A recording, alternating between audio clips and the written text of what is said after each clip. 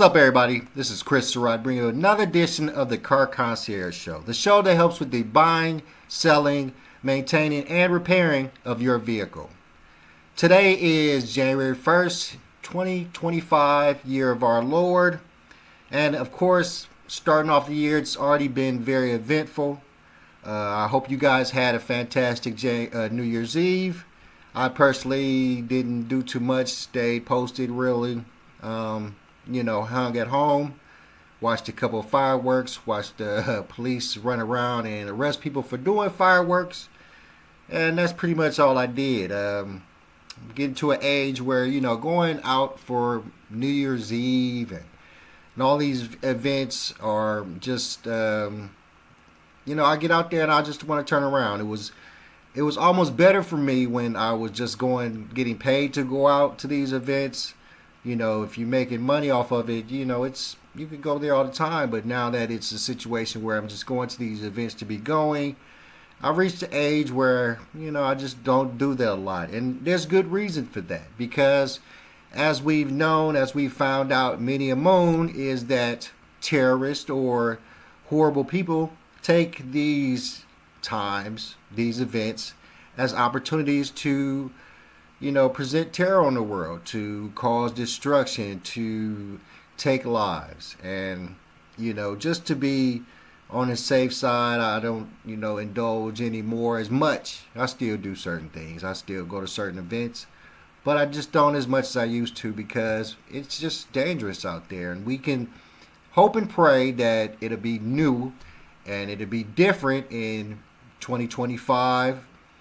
But me personally, I don't think so. I think it's going to be a uptick on terrorist events, uptick on crime, and an uptick on problems that we have in our world, not only in the car world, but in the world itself, because, it's going to take a lot to change all the bad that has come in the last couple of years. And it's going to take a lot of righteous people to do so. And when you bring in or you try to present the world with a lot of righteous indignation, you're going to get pushback. You're going to get that other side of the world, and they're going to show themselves. So as we look into a world that we want to see positive change in, we can expect that there will be a lot of negative sights to see as we go around trying to fix certain things.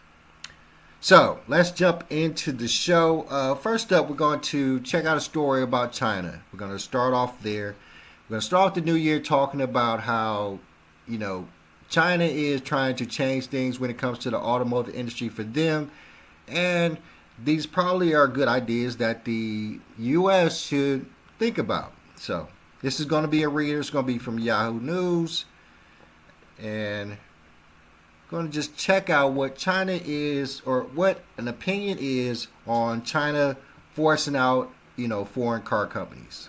So, going into Yahoo News, it's the Hill opinion. China is forcing out foreign car companies. This is Gordon G. Chang, an opinion contributor. And of course, it's from today, Wednesday, January 1st, 2025, the fresh new year. On December 23rd, Japan's Honda and Nissan announced they would work toward a merger. If the effort is successful, the pair will form the world's third largest car company by sales. The two companies also announced that Nissan's alliance partner, Mitsubishi Motors, will join the consolidation talks. China was one of the important factors pushing the three firms to contemplate a merger. This is important. This year has been troubling for almost all foreign car makers in that country, which boasts the world's largest car market. Honda and Nissan believe that together they can cut costs and pool resources to catch up to companies such as BYD of China and America's Tesla with its Gigafactory in Shanghai as they devour market share. Japanese companies are not the only ones concerned about being devoured for a quarter century. General Motors competed with Volkswagen for the number one spot in China. Now that iconic American brand is in 16th place. GM sales in China have entered a death spiral, falling 42.5% in the first 11 months of this year, the New York Times reported. The company took a $5 billion charge against profits last month due to what the paper termed a dizzying collapse of its China business. GM lost $347 million in China over the first 3 quarters of this year. Wow. Volkswagen is not in much better shape. Chinese consumers see Volkswagen as the king of yesteryear, an era when global brands reigned supreme. Michael Dunn, an automotive consultant in China since the 1990s, told Autoblog, which in November suggested the German giant might not survive in the Chinese market. Other foreign car makers also have problems, most notably the joint venture that made Jeeps with Europe's Stellantis filed for bankruptcy in 2022. As Jeff Schuster of Auto Research Global Data told CNN, every international brand is suffering in China. In 5 years, Chinese brands went from 38% of the Chinese car market to about 70% now. There's no mystery about how foreign brands lost their way. Vice President Al Gore traveled to Beijing in March 1997 to witness the inking of a joint venture agreement for General Motors to build 100,000 Buicks a year. Washington, D.C.-based trade analyst Alan Tonson told me, then everyone thought the Chinese would be content to merely buy American parts and assemble them. That view proved to be disastrously wrong. Moreover, Chinese rules forced technology transfers from foreign companies to joint ventures. Then Chinese joint venture partners took the tech and started building vehicles of their own. That's exactly what Shanghai Automotive Industry Corp. GM's partner to make Buicks in 1997 did. SAIC, as GM's Chinese partner is known, transferred engineers working for its joint venture with GM to its own operations to build SAIC branded vehicles. Damn. Chinese car makers also got help from the government when it became clear that despite everything, they could not compete with foreign brands in building gasoline-powered vehicles. Beijing simply changed the rules, effectively mandating a switch to EVs and plug-in hybrids. The foreigners were slow to make the change, their fault, but China's officials made sure they fell behind. Beijing limited or blocked government subsidies for cars built by foreign companies, the New York Times reports. Furthermore, China's state-owned banks and local governments heavily subsidized domestic makers, further tilting the scales. Local help to local companies has been substantial. According to Autoblog, Chinese firms like BYD can sell their cars at prices 50% below production costs. Dunn believes that most Western brands will be forced to exit the market in the next 5 years, if not sooner. Losing China would be catastrophic for any automotive enterprise, Bill Russell of the Shanghai-based advisory Automobility told CNN. That assessment at first glance looks correct. After all, which company could afford not to be in a market that had 30.1 million unit sales in 2023? Nonetheless, being forced out of the China market will probably not be as bad as everyone believes. For one thing, competition will be gruesome for quite some time. The most recent EV price war has lasted almost 2 years, and there's no end in sight. Xi Jinping does not believe deflation is a bad thing. Don't people like it when things are cheaper? He asked advisor according to the Wall Street Journal. So he will continue to support policies resulting in price reductions. BYD, by far, in a way, the largest seller of EVs and plug-in hybrids in China, is profitable, but the price war has taken its toll. Consultancy Alex Partners predicts only 19 of the current 137 Chinese EV brands will be in the black by the end of this decade. Of 137, wow. So the profit outlook for most foreign companies, Tesla may be an exception, is not good. Moreover, no car company in China, domestic or foreign, should count on using China as a manufacturing base for other markets. For all China's EV success in its own market, its strategy of stoking overcapacity and profiting from exports is running into deep trouble as major economies from the United States to the European Union to India and to Canada are either raising trade barriers to these Chinese vehicles or mulling such measures, said Tolson, who blogs on trade and geopolitical matters at Reality Check. Countries are fast putting up barriers. The Biden administration, for instance, has effectively blocked Chinese EVs with its 100% Section 301 tariffs imposed in May and its proposed Commerce Department rule announced in September banning key Chinese hardware and software in connected vehicles. The European Union in October imposed tariffs of up to 35.3% of Chinese EVs. Even global South countries are moving to keep out Chinese EVs. In June, Turkey placed an additional 40% tariff on vehicles from China, and in September imposed restrictions on Chinese plug-in hybrids. As a result of these actions, the value of China's EV exports fell 40% in November. Countries are not going to allow China with its predatory and criminal practices to decimate local industries. Chinese companies, to get around trade barriers, are now building factories in countries that are parties to trade agreements with the U.S. and Europe. Yet, going abroad is not a surefire strategy. Authorities in Brazil's northeastern state of Bahia just stopped construction on a BYD plant due to worker conditions comparable to slavery. Honda and Nissan hope to complete their merger and list on the Tokyo Stock Exchange by August 2026. Perhaps then no foreign car company will want to remain in China. Gordon G. Zhang is the author of Plan Red China's Project to Destroy America and the Coming Collapse of China. Follow him on X, Jordan G. Chang. Alright guys, it was a really interesting read. So, while we checking this out, this is extremely important for a couple reasons, okay? So, coming into the new year, what we're seeing and what we're hearing is China is building walls because everybody else is building walls. And the fact is that China has taken advantage of these trade wars, the importing and exporting for quite some time. And they've always, to some degree, subsidized the companies inside of China so that those companies will succeed, specifically in China, to the point where they barred, Chinese people from buying certain vehicles, put a whole bunch of tariffs, as it were, taxes or things like that on foreign vehicles, to the point where Chinese people just had to stop buying them, and that made most of the automakers in China raise up, start making profit, start getting out of the red, getting into the black, and that's what we should do.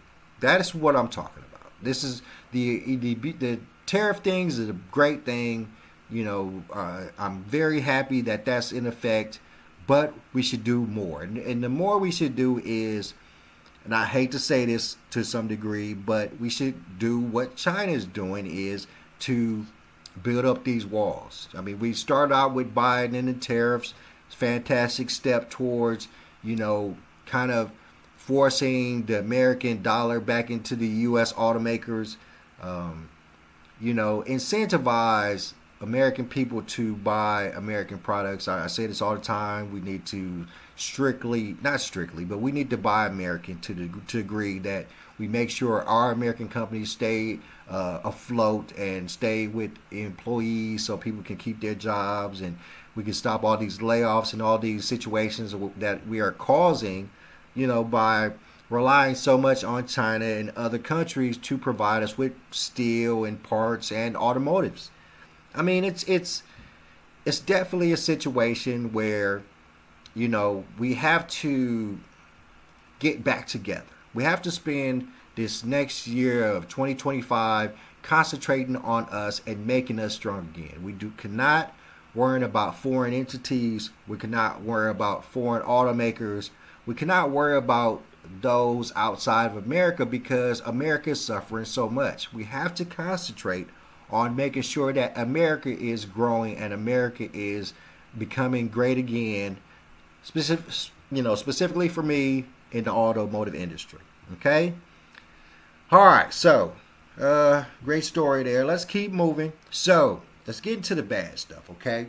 And like I was saying in the beginning of this episode, I don't spend as much time going out partying on New Year's Eve and all these type of things anymore, because not only is it not as much fun as it used to be, it's a lot more dangerous. And what we're finding is that terrorists and all kinds of horrible people use this as an opportunity to hurt others. Now, this first story I don't think is that situation. This might be something totally different. This is more about the EV vehicles, and they're designed pretty much for me. Let's check this story out. It's about a Cybertruck that exploded in Las Vegas. Let's check it out.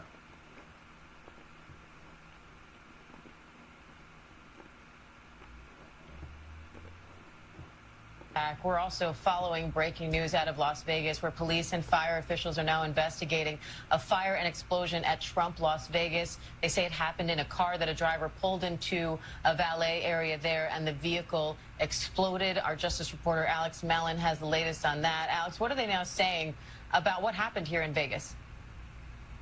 Hi there, Diane. It's actually Alex Stone here. And Las Vegas law enforcement, they briefed a moment ago saying that they don't have a lot of answers yet on what this was. It was around 8:40 this morning. This call came in of an explosion at the Trump Tower Hotel. They know a Cybertruck pulled up right to the glass entrance doors. Smoke started coming from the vehicle, and then it exploded. Now, they don't know if this was intentional. They don't know if it was something wrong with the vehicle or something that was in the vehicle.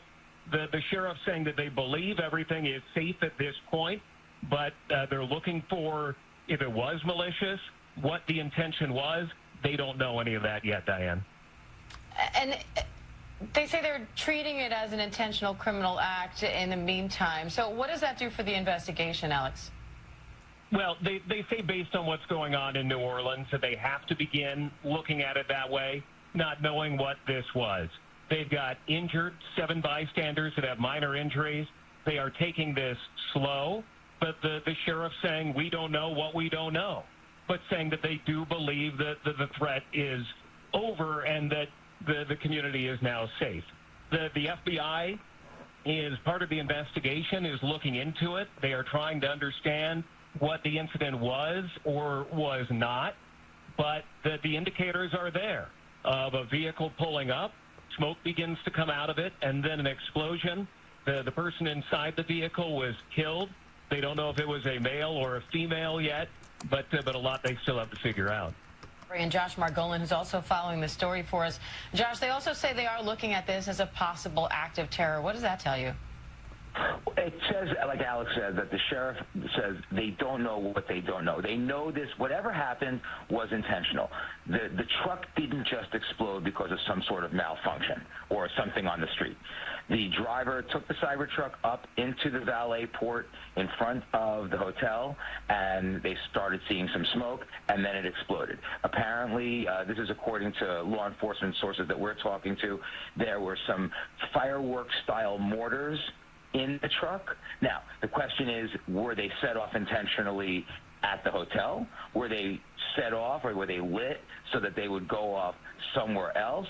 That really is the key thing, and they're working to find out who the driver was, what the motive might be, because that's obviously the key. But this was not an accident in their mind, and that's why they're saying possible criminal act, possible act of terror. It gives law enforcement the full array of legal authority to do a full investigation so they can get everything done. You can't. So let's this is definitely early. This is definitely early in the situation. So let's see if we can find something that's a storyline that's a little bit fresher. Let's see what we got. This is from an hour ago, so this might be a little bit fresher.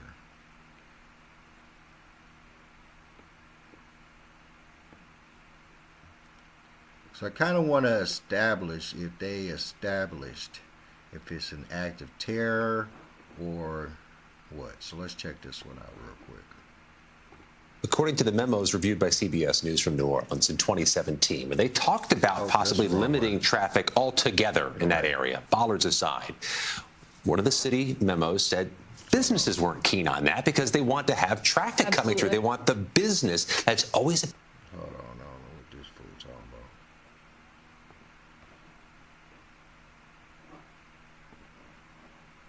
about. My name is Kevin McMahill. I'm the sheriff of the Las Vegas Metropolitan Police Department. At 8:40 a.m. Las Vegas time, we received the report of an explosion and a fire at the Trump Towers, the iconic hotel that you see behind me. We were told that a 2024 Cybertruck pulled up to the front of the hotel, and in fact, I can tell you it pulled right up to the glass entrance doors of the hotel. We saw that smoke start showing from the vehicle, and then a large explosion from the truck occurs. There is one deceased individual in the Cybertruck, and I don't know whether it's a male or female at this time. We are investigating a number of leads, and I'm not prepared to release any of that information to you just yet. I can tell you that there are 7 victims right now that sustained injuries from the explosion. All of those have been reported to me at this point as minor injuries. We'll continue to hope and pray for their immediate recovery.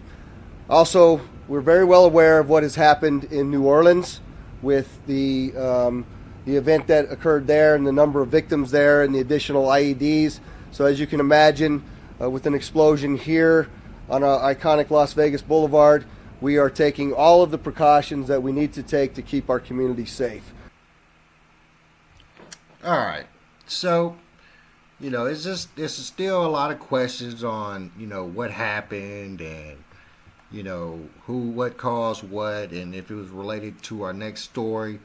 But, it's just one of those things where we can go this about a couple ways.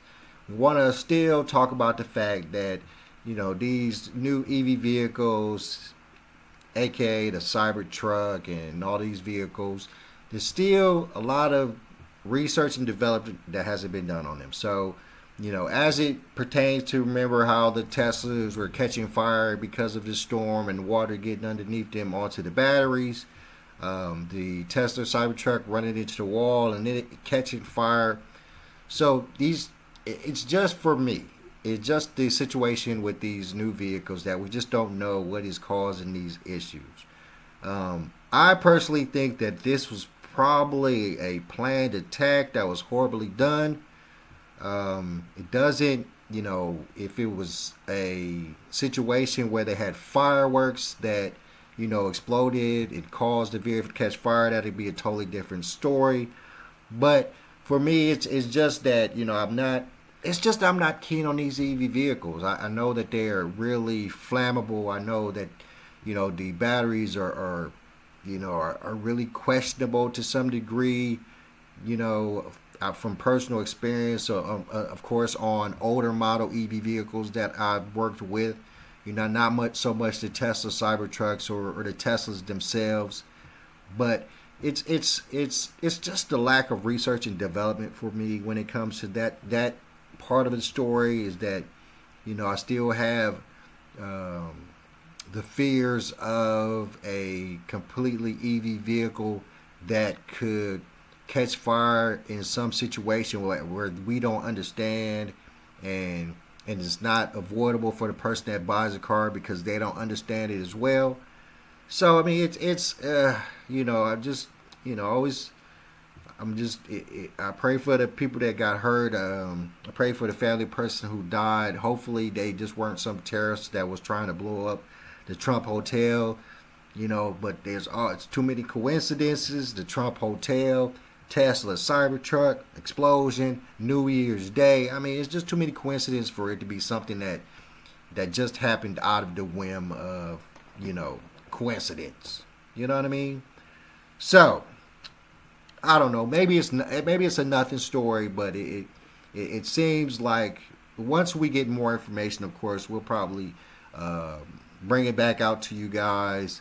Once we really establish, what occurred, and then we can really talk about on what level it is. If we're talking about a terrorist attack, or we're talking about some malfunction of Tesla Cybertruck. All right, so last but not least, we're going to talk about what they were talking about, the fatal attack over in New Orleans. And of course, is what we've been talking about pretty much all day, is that, when people are out enjoying themselves and out enjoying life and, trying to spend, a New Year's Eve out together with family and friends, it's always an opportunity for bad people to act, to do bad things, to take lives, to cause destruction. And this happened over in New Orleans. Let's check it out.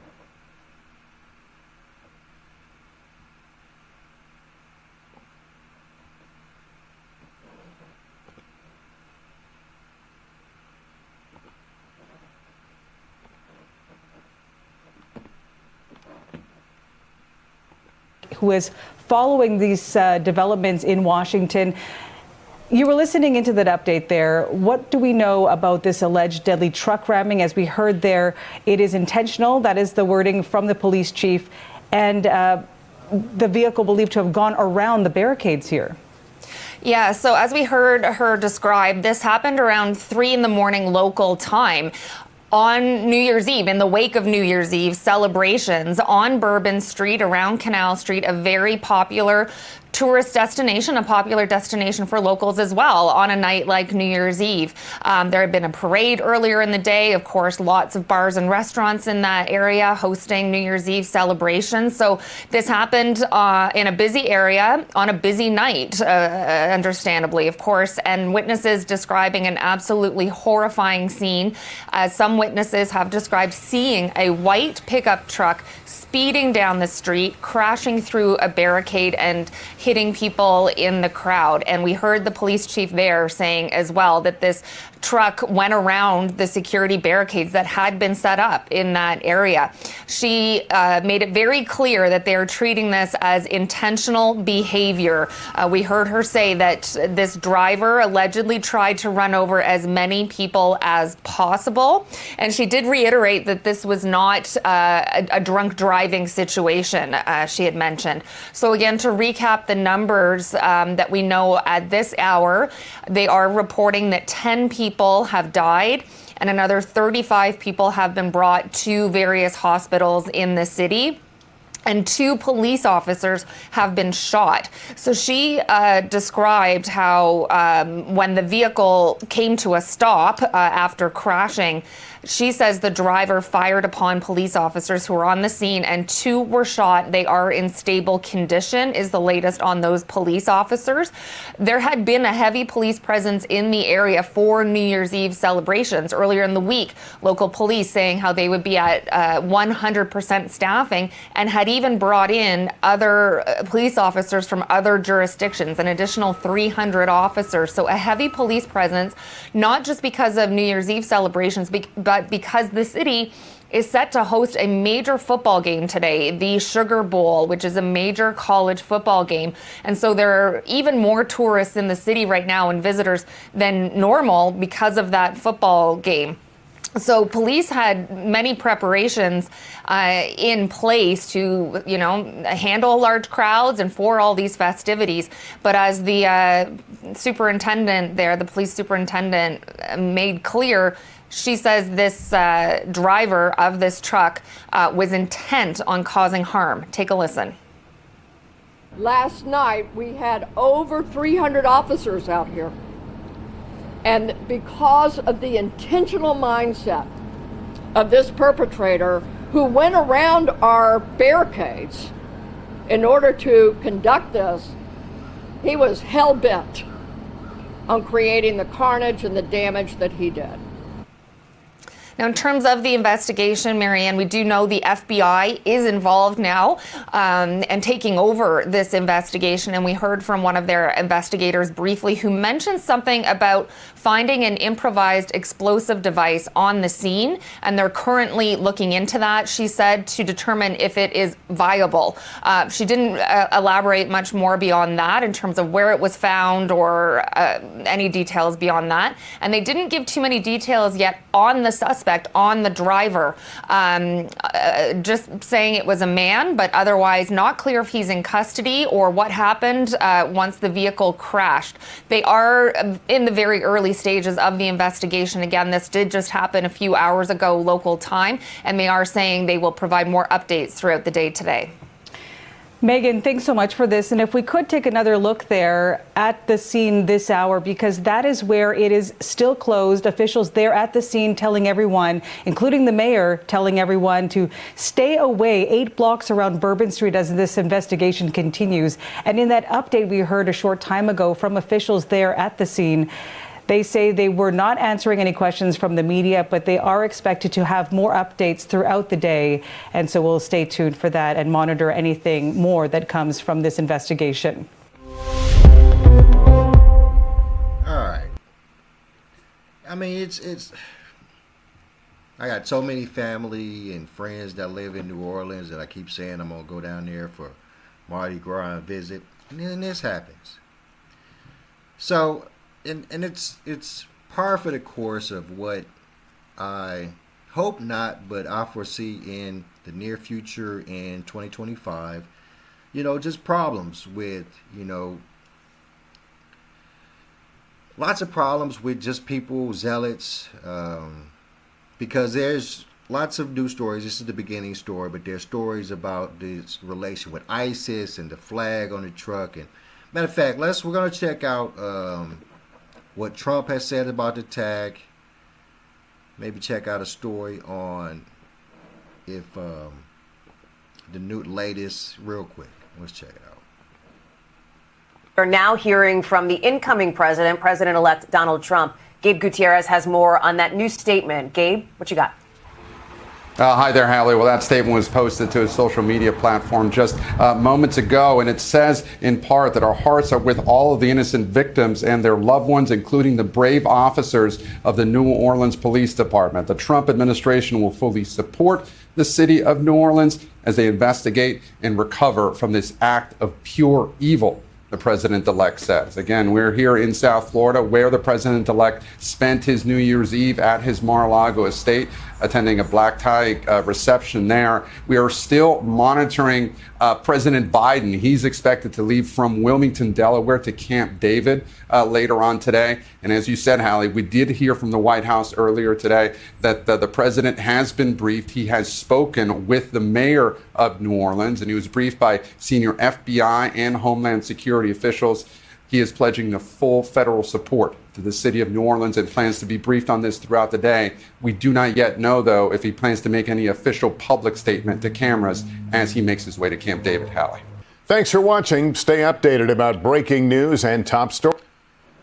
So, kind of really waiting on what Biden is going to say, since he is still president for 19 more days, and see if he's going to do anything. But it's this world of zealots that's doing all this horrible things, and I expect it to continue to 2025. All these shootings at schools and things like that. I don't expect that to stop.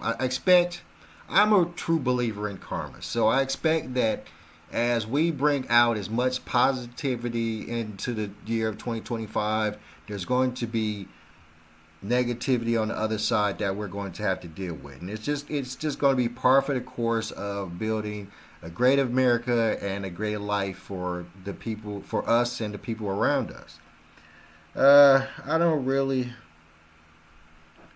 Yeah. So, it's... Okay, let's talk about this for a second. So, if it's a terrorist attack, and more than likely it is a terrorist attack, but of course for it to be a terrorist attack, the person who does it still has to be a zealot for some area of the world, ISIS or whatever it may be. And we don't live in the Minority Report world where we can foresee these things and we could stop these things from happening beforehand. And it's going to be a situation where we're going to continuously have to deal with people like this, pretty much after the fact, because of course, like I said, no Minority Report around here, just a vetting system. We have to make sure that, in particular, let's say that, we're talking about migrants and illegal migrants. We definitely have to talk about making sure that we're bringing in, people who are going to help our country to advance, and people are not, here to destroy us. If this gentleman was a member of ISIS and was here to cause chaos or just cause destruction, the really only weapon we have against that is vetting on who comes in. Of course, it could be a homegrown member of ISIS, homegrown as in being from the U.S., which is a whole different situation that is going to be hard to deal with. And it's going to only get worse, specifically when it comes, if we continue to strive for the greatness that was touted in Trump's presidential run, we're going to get some haters. We're going to get some haters from other countries that we're going to put our hand up against, bringing certain products in so we can make the products here better and more available. We're going to have pushback against, the deportation of certain people that who probably been here for a long time. There are going to be a lot of fights going on about that as well. But it's just going to be par for the course, and we're just going to have to stay on the course. I mean, it's we're going to have to be steadfast. In my case, some people are going to just, if they want to stay alive and they want to avoid these type of situations, you're just going to have to spend a lot more time working and concentrating on your careers and your financial situation and your family. That always keeps most people out of trouble. I hate for the younger crowd who is, entrenched in that world, because they're getting affected a lot more than people like me who are, in our 50s. But, all we can do is just hope for the best. Be mindful of the people around us. Be mindful when we're out and about of what's going on. Keep our eyes open and protect ourselves at all costs. All right, guys. Thank you once again for tuning into the show. It is January 1st, 2025. Wow, we've made it. We've all made it to another year. We need to applaud ourselves. We need to be happy for ourselves. It was pretty much a kind of a depressing day for me. I ain't gonna lie to you. I don't know. I just felt sad. It was these stories, and I expect so much from myself in 2025, as I did in 2024, and I didn't succeed as much as I would like to. But it's a new year for all of us, and we're going to do fantastic this year. So, once again, thank you for subscribing, liking, sharing, just checking out the video. If you have any questions or concerns, please DM me. Let me know what you like, what you don't like, what I should change, any new ideas, and I will definitely take it into consideration. My name is Chris Surratt. Thank you for tuning in all of 2024, and let's look forward to a great 2025. And I'm out. Peace.